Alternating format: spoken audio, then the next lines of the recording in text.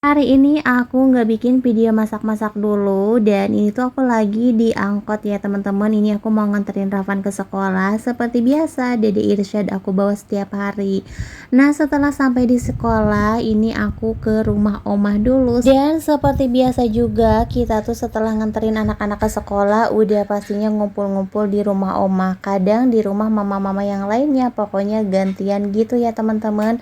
Dan kebetulan hari ini kita ngumpulnya di rumah oma, terus di sini udah disediain cemilan-cemilan. Tapi kali ini mama-mama yang ikut nggak terlalu banyak ya teman-teman, karena sebagian ada yang belum masuk juga. Dan setelah ngumpul di rumah oma, karena anak-anak juga udah waktunya pulang, kita langsung pulang. Terus ini untuk keesokan harinya, dan ini kita ngumpulnya di rumah Mama Fatur ya teman-teman. Nah kali ini kita mau sekalian mengocok arisan juga. Dan aku tuh senang banget kalau ada arisan-arisan kayak gini, pengen ikut aja gitu ya, tapi sesuai sama kemampuan aku. Dan kebetulan arisan mama-mama ini arisannya nggak terlalu besar ya teman-teman, jadinya aku masih sanggup buat ikut ya, hitung-hitung buat nabung aja ya teman-teman. Karena kalau aku yang nabung sendiri nggak tahu kenapa suka kepake terus dan nggak bisa terkumpul. Tapi kalau arisan kayak gini insya Allah ya teman-teman, karena mau nggak mau ini adalah jadi tanggung jawab kita, setiap minggu harus setor ya.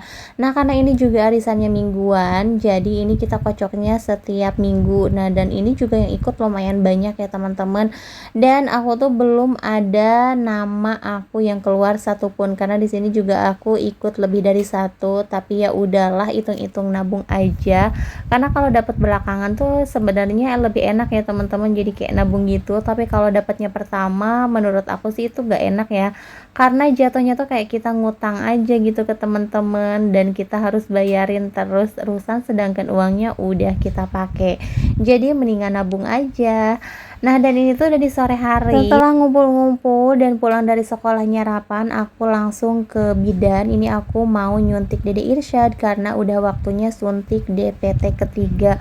Pokoknya alhamdulillah ya teman-teman, ini udah yang ketiga, jadi udah tenang banget, tinggal nunggu nanti yang 9 bulan. Jadi lumayan ada jarak ya teman-teman, karena kasihan setiap bulan harus disuntik kayak gini, apalagi kalau misalkan udah demam. Pokoknya kasihan banget, dan akunya juga takut ya, takut kejadian seperti anak pertama aku yang setelah suntik DPT itu kejang-kejang. Bahkan sampai sekarang pun kejangnya tuh masih suka ya teman-teman. Kalau misalkan dia demam udah pastinya kejang, makanya aku suka takut banget.